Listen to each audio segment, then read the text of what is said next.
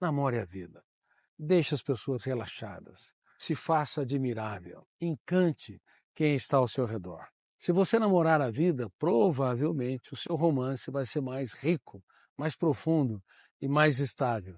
Porque uma pessoa que não namora a si não consegue também impactar emocionalmente quem está ao seu redor.